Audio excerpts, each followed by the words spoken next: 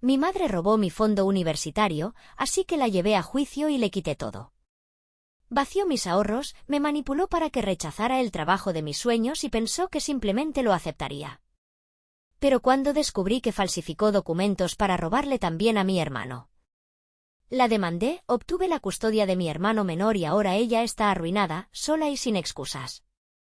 Me llamo Elena Sánchez, y si hace un año me hubieras dicho que me encontraría entre elegir el trabajo de mis sueños o ceder a las exigencias de mi familia, me habría reído en tu cara.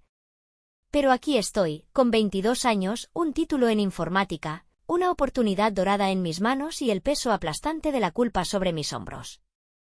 Creciendo, mi familia era complicada, por decirlo suavemente. Mi madre, Isabel, y mi hermana menor siempre fueron más unidas entre sí que conmigo. No me importaba demasiado cuando era niña. Yo era la callada, la que pasaba los fines de semana enterrada en proyectos de programación mientras Valeria absorbía toda la atención.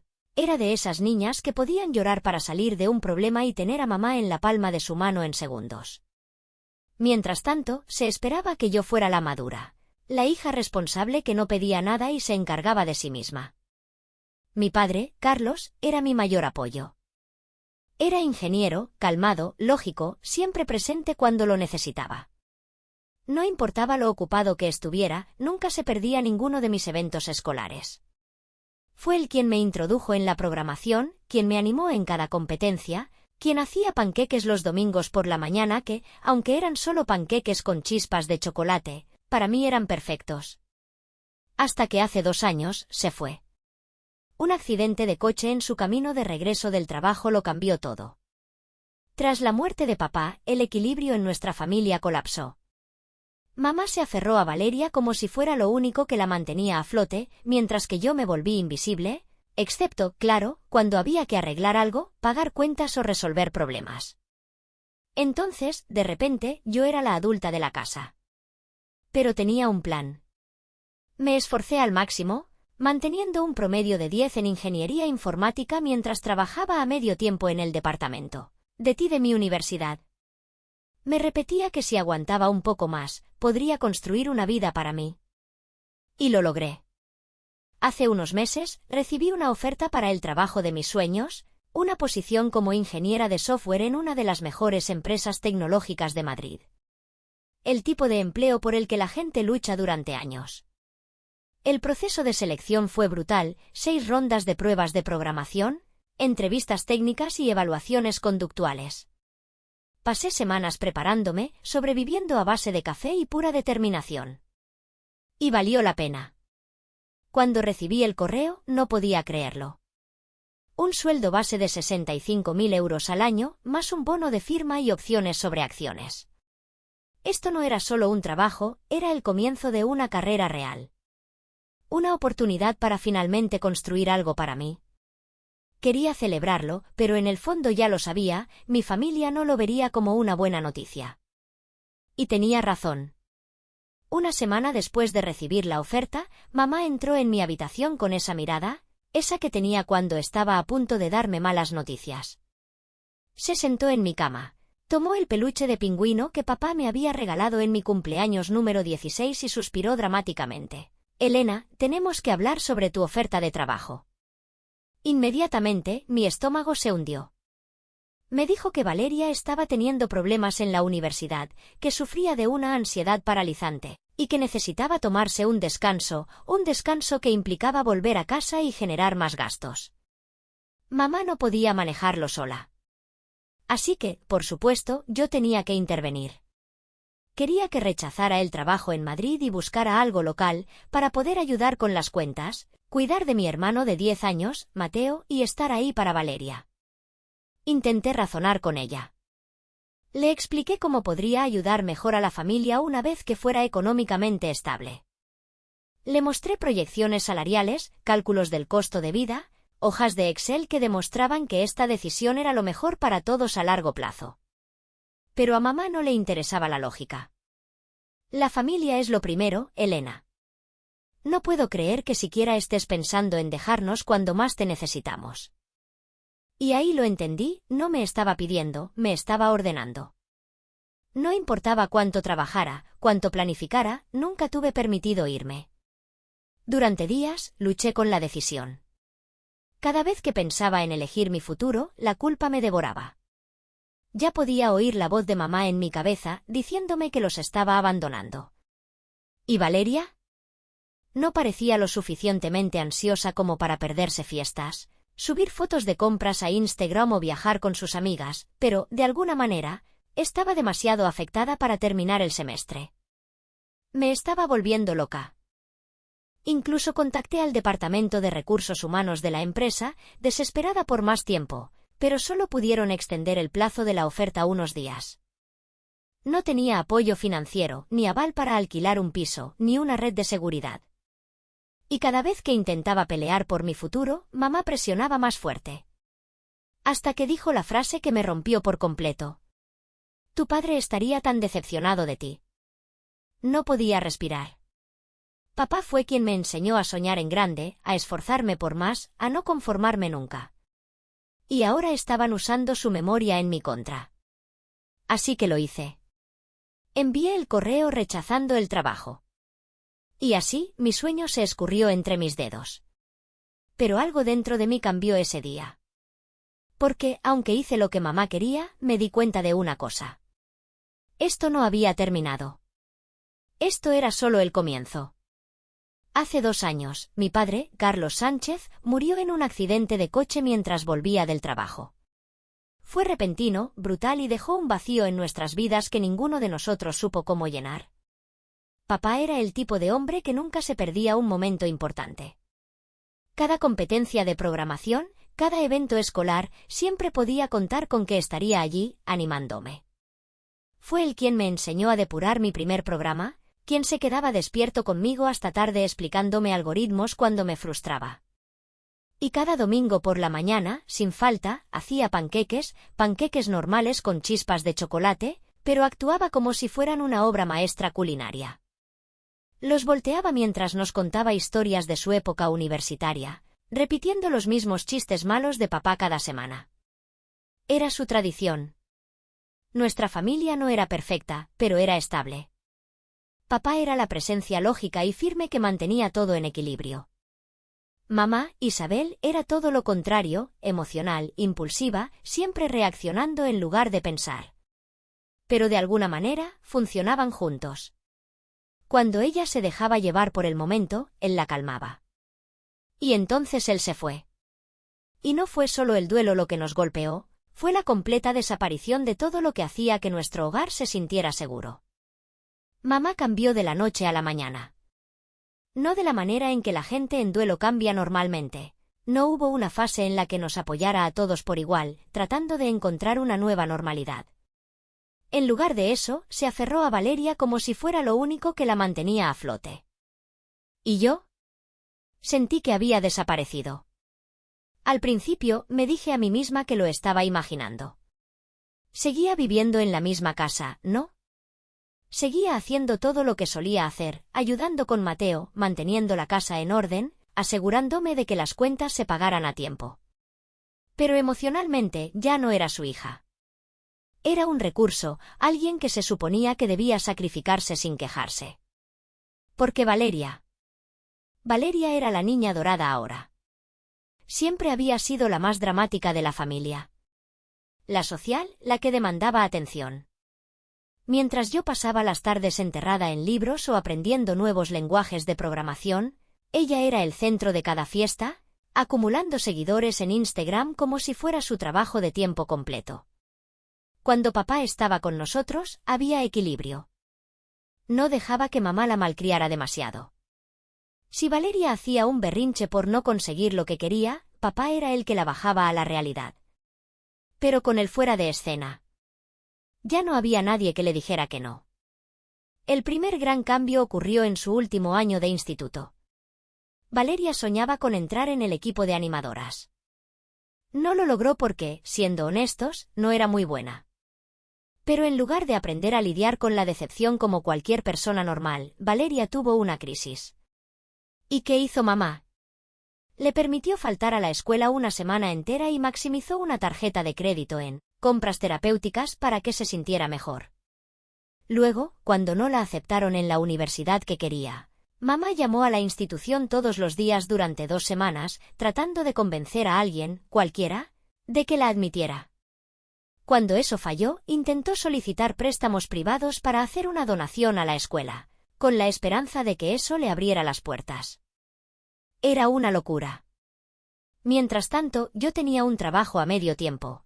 Mantenía un promedio perfecto en informática y cuidaba de Mateo, que solo tenía 10 años y no entendía por qué nuestra familia se estaba desmoronando. Y aún así, de alguna manera, seguían esperando que yo hiciera más. El momento en que comencé a sospechar que algo andaba mal con nuestras finanzas ocurrió 6 meses antes de recibir la oferta de trabajo. Trabajaba a medio tiempo en el departamento de TI de mi universidad, y aunque mi sueldo no era una fortuna, siempre contribuía a los gastos del hogar. Pagaba la comida, los útiles escolares de Mateo e incluso cubría algunas facturas de mamá cuando lo pedía. Pero sin importar cuánto ayudara, nunca era suficiente. Las señales de alerta comenzaron a acumularse. Mamá empezó a pedirme dinero con más frecuencia, no para cosas esenciales, sino para gastos que no parecían urgentes. Las facturas de los servicios llegaban con retraso más de una vez, a pesar de que yo le había dado suficiente dinero para pagarlas. Estaba obsesionada con la ansiedad de Valeria, comprándole constantemente regalos caros como si el gasto fuera una terapia. Y luego, un día, accidentalmente vi un extracto bancario sobre la mesa de la cocina. No estaba tratando de espiar, simplemente lo vi mientras me servía una taza de café. Y mi estómago se hundió. La cuenta que papá había creado para mi matrícula universitaria, la que yo había asumido que al menos ayudaría un poco con los préstamos estudiantiles. Estaba completamente vacía. Me sentí enferma. Sabía que papá había sido cuidadoso con el dinero. Siempre hablaba de ahorrar para el futuro, de asegurarse de que tuviéramos lo que necesitábamos. No había manera de que nos hubiera dejado en la ruina. Así que, ¿dónde había ido todo? Quería creer que había una explicación razonable. Tal vez había habido una emergencia que yo desconocía. Tal vez gastos médicos o deudas imprevistas. Pero cuando levanté la vista del extracto bancario, vi a Valeria desplazándose por su feed de Instagram, mostrando su última sesión de compras, sus viajes de autocuidado, su nuevo bolso de diseñador. Y, de repente, tuve un muy mal presentimiento sobre a dónde había ido todo ese dinero. Intenté hablar con mamá esa noche, preguntándole casualmente sobre el fondo universitario y si quedaba algo. ¿Su reacción? Defensiva, de inmediato. ¿Por qué te preocupa eso de repente?, soltó con molestia. Tu padre dejó suficiente para todos. Han sido años difíciles. Pero la forma en que evitó mirarme a los ojos me dijo todo lo que necesitaba saber. El dinero había desaparecido. Y tenía una sospecha terrible de que mamá era la responsable. Aún no lo sabía, pero esa conversación fue solo la punta del iceberg. El día que mi tío Andrés apareció en la puerta de nuestra casa, yo estaba al borde del colapso. No le había contado a nadie sobre el dinero desaparecido, pero la sospecha me estaba carcomiendo por dentro. Mi relación con mamá se había convertido en una lucha constante. Cada vez que preguntaba por el dinero, ella desviaba la conversación o se ponía a la defensiva. Mientras tanto, Valeria seguía viviendo como una celebridad, gastando en bolsos de diseñador mientras aseguraba que estaba demasiado ansiosa para funcionar. Me sentía atrapada. No tenía a dónde ir ni una salida. Y entonces, Andrés Sánchez, el hermano menor de mi papá, apareció en la puerta. Siempre había sido el tío genial. No lo veía mucho mientras crecía, pero cuando venía de visita, realmente prestaba atención. Me preguntaba sobre mis competencias de programación, escuchaba cuando hablaba de mi futuro. Era el tipo de adulto que me trataba como una persona, no solo como una responsabilidad más. Pero después de la muerte de papá, apenas lo vi. Así que cuando apareció de repente, parado en la entrada con una expresión seria, supe que algo estaba pasando. Mamá se veía molesta al verlo. Esa fue mi primera señal de alerta. Más tarde esa noche, cuando mamá y Valeria estaban envueltas en su caos habitual, Valeria quejándose por algún drama en Instagram, mamá mimándola, Andrés me apartó. Nos sentamos en el patio trasero, donde papá solía llevarme en las noches despejadas para enseñarme sobre constelaciones. El aire era fresco y por primera vez en mucho tiempo, sentí que podía respirar. «Elena, ¿qué está pasando?», me preguntó. Y antes de darme cuenta, le estaba contando todo. La oferta de trabajo que tuve que rechazar. Los problemas financieros. Como mamá estaba priorizando a Valeria sobre todo. El dinero desaparecido. Para cuando terminé, mis manos temblaban y Andrés se veía furioso, pero no conmigo. «Esto no está bien», dijo, su voz firme pero controlada. «Tu padre jamás habría querido esto para ti». Y entonces, me ofreció una salida. Andrés tenía una pequeña casa de huéspedes cerca de su negocio, a 1 hora de Madrid. No era lujosa, pero tenía todo lo que necesitaba: espacio, privacidad y, lo más importante, un nuevo comienzo. «Puedes quedarte ahí el tiempo que necesites», me dijo. «Sin pagar renta, hasta que te establezcas. Incluso puedo ser tu aval si necesitas alquilar algo en el futuro. Si aún quieres ese trabajo, puedo ayudarte a hacerlo realidad». Me quedé allí, completamente aturdida. Por primera vez en semanas, sentí que tenía opciones. Una forma de escapar. Pero incluso mientras la idea de irme me llenaba de esperanza, algo más se filtraba en mi interior: culpa. ¿Podía hacer esto realmente? ¿Podía simplemente marcharme y dejar atrás a Mateo? ¿Podía abandonar a mi familia después de todo lo que había pasado? Las palabras de mamá durante nuestra última pelea resonaron en mi cabeza. «Tu padre estaría tan decepcionado de ti». ¿Tenía razón? ¿Estaba siendo egoísta? Andrés debió notar el conflicto en mi rostro, porque suspiró y dijo: «No eres tú la egoísta, Elena. Ellos lo son». Pero esa voz dentro de mí no se callaba. ¿Qué pasaría si irme significaba perder a mi familia para siempre? ¿Qué pasaría si esta decisión lo arruinaba todo? Tenía 24 horas para decidir. Y nunca había sentido tanto miedo en mi vida. La noche antes de darle mi respuesta a Andrés, apenas dormí. Mi mente iba y venía sin cesar. Irme se sentía como libertad, como supervivencia. Pero la culpa no me soltaba.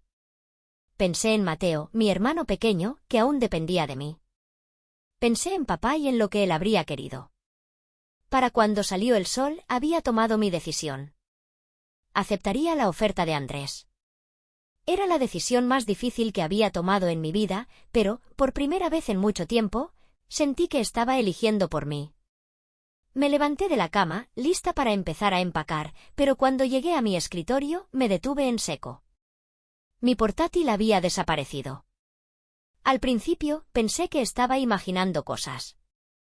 Revolví mi habitación, revisé debajo de la cama, dentro del armario, en todas partes.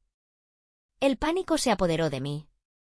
Toda mi vida estaba en esa computadora: mi currículum, mis notas de entrevistas, mis contactos con la empresa. Y lo más importante: el correo con la oferta de trabajo. Un sentimiento horrible se instaló en mi estómago, y supe exactamente dónde buscar. Fui directamente al cuarto de Valeria y abrí la puerta de golpe. Y ahí estaba ella, sentada en su cama, con mi portátil abierto frente a ella. Apenas tuvo tiempo de reaccionar antes de que cruzara la habitación y se lo arrancara de las manos. La pantalla aún estaba abierta, con mi cuenta de correo electrónico. El cursor flotaba sobre el botón de enviar. ¿El correo? Una carta de rechazo falsa para la empresa de tecnología, escrita en mi nombre. Sentí como si me hubieran dado un puñetazo en el estómago. «¿Pero qué demonios, Valeria?». Mi voz temblaba de furia. En lugar de parecer culpable, simplemente puso los ojos en blanco. Puso los ojos en blanco. «Solo intentaba ayudarte», bufó. «Estás siendo tan egoísta, Elena. Mamá y yo tuvimos que hacer algo antes de que cometieras un error». Casi no podía respirar. Hablaba en serio. Estaban tan decididas a mantenerme atrapada que estaban dispuestas a robarme, mentirme y destruir mi futuro, solo para controlarme. Salí furiosa del cuarto de Valeria y fui directo hacia mamá. Estaba en la cocina, revisando su teléfono como si fuera una mañana cualquiera. Golpeé mi portátil contra la mesa. ¿Sabías de esto?, le solté. Levantó la vista, sin parecer sorprendida en lo más mínimo. Elena, baja la voz, suspiró. Estás exagerando. Mi sangre hervía. ¿Exagerando? Valeria intentó rechazar mi trabajo. Ustedes están intentando arruinar mi vida. Mamá simplemente negó con la cabeza, como si fuera una niña caprichosa. No entiendes lo que es mejor para ti, dijo con total calma. La familia es lo primero. Tu trabajo no va a cuidarte. Nosotros sí. Me reí, una risa corta, amarga, porque en ese momento lo entendí. No me veían como una persona. Era una herramienta. Una cuenta bancaria andante. Un plan de respaldo cuando las cosas se ponían difíciles. Y entonces mamá me miró a los ojos y dijo las palabras que se grabarían en mi memoria para siempre. Eres igual que tu padre. Siempre pensando en ti primero. Sentí que se me cerraban los pulmones. Había pasado mi vida admirando a papá, la única persona que realmente había creído en mí. Y ahora estaban usando su recuerdo para destrozarme. Vi rojo. No era como ellas. No era como Valeria. Pero tampoco iba a ser como mamá. Se acabó. Me di la vuelta, agarré mi portátil y salí. Mamá todavía me llamaba, pero no me detuve. No me importaba lo que tuviera que decir. Fui directamente a mi habitación, tomé una maleta vacía y empecé a empacar. Cuando Andrés llegó una hora después, yo ya estaba lista. Ni siquiera me despedí de mamá o Valeria. La única persona que corrió tras de mí fue Mateo. Me abrazó con fuerza y deslizó algo en mi bolsillo. Para la suerte, susurró. Miré hacia abajo, era su figura de acción favorita. Las lágrimas me quemaban los ojos mientras lo abrazaba una última vez. Te quiero, Peque, le susurré. Siempre estaré aquí para ti. Y sin mirar atrás, salí por la puerta. Por primera vez en mi vida. Era libre. La primera noche en la casa de huéspedes de mi tío Andrés se sintió irreal. Era un lugar pequeño pero perfecto, un espacio tranquilo donde, por primera vez en años, no tenía que andar con cuidado. Nadie me pedía nada. Nadie intentaba manipularme para que hiciera sacrificios. Pero incluso con todo ese peso fuera de mis hombros, mi mente seguía acelerada.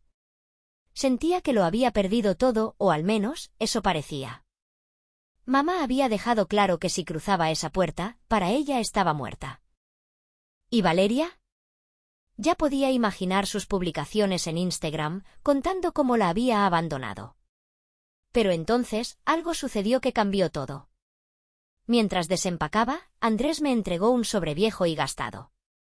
Encontré esto entre las cosas de tu padre, dijo. Creo que deberías leerlo. Contuve la respiración mientras lo abría. Dentro, había una carta de mi papá.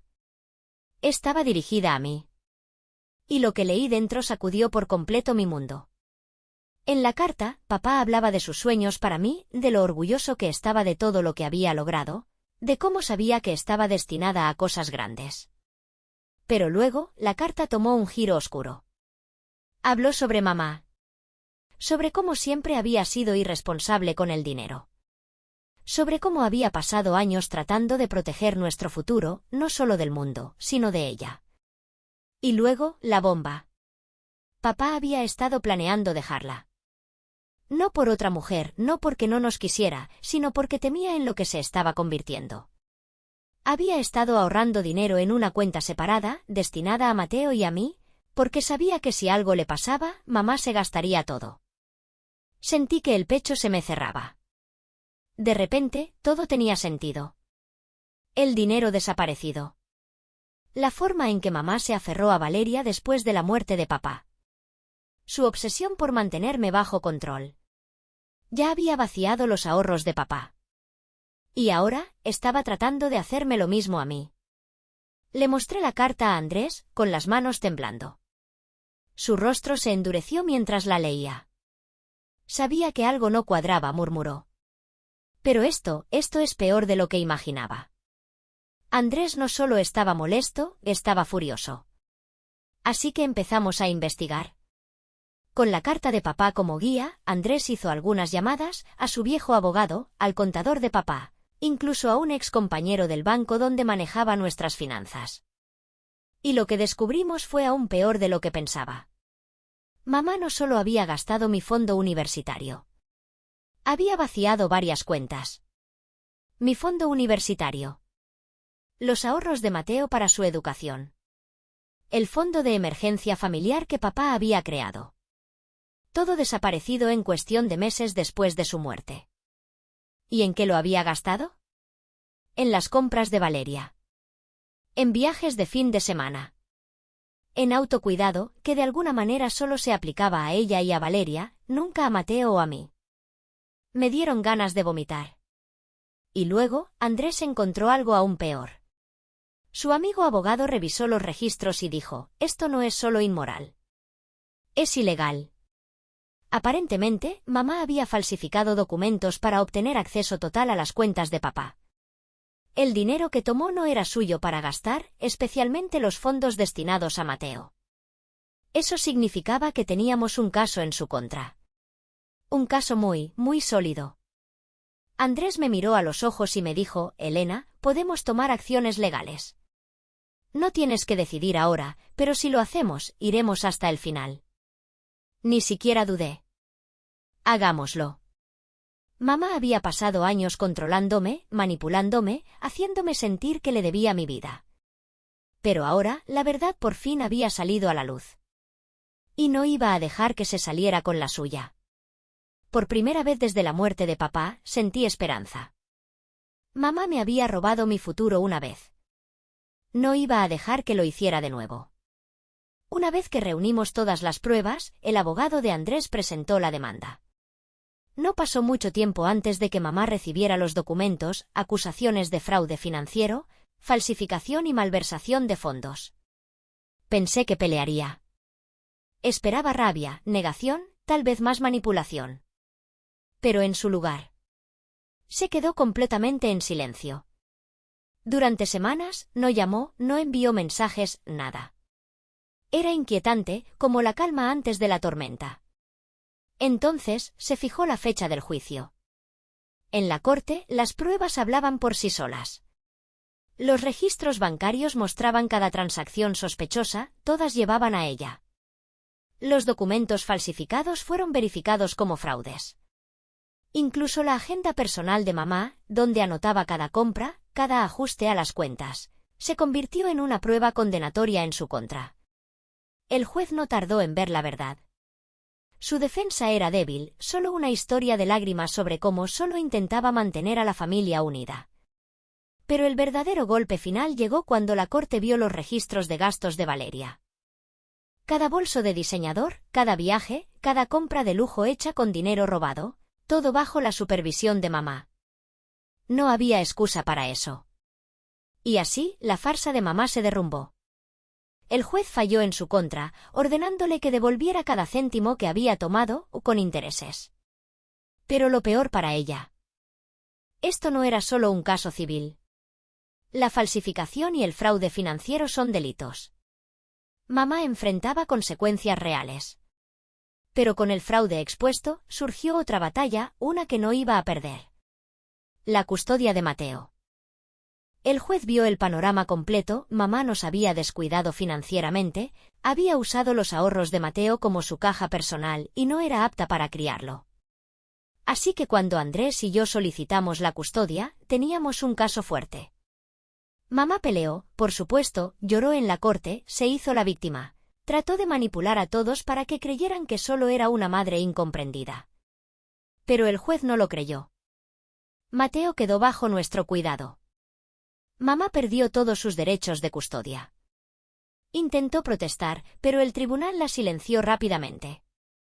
Su influencia había desaparecido. Por primera vez en su vida, Mateo tenía una oportunidad real de un futuro. Y yo iba a asegurarme de que nadie le volviera a quitar eso. Después de todo lo que pasó, comenzar mi nuevo trabajo en Madrid se sintió como entrar en un mundo completamente diferente. El primer día fue abrumador, pero en el mejor sentido. Mi equipo estaba lleno de ingenieros brillantes, y el trabajo era desafiante y emocionante.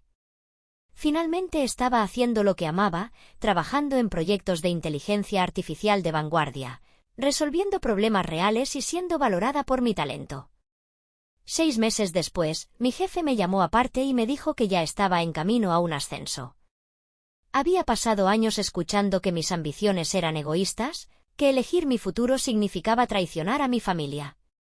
Pero estando en esa oficina, escuchando a mi jefe decirme lo valiosa que era, finalmente lo supe. Había tomado la decisión correcta. Me gané mi futuro. Luché por mi libertad. Y gané.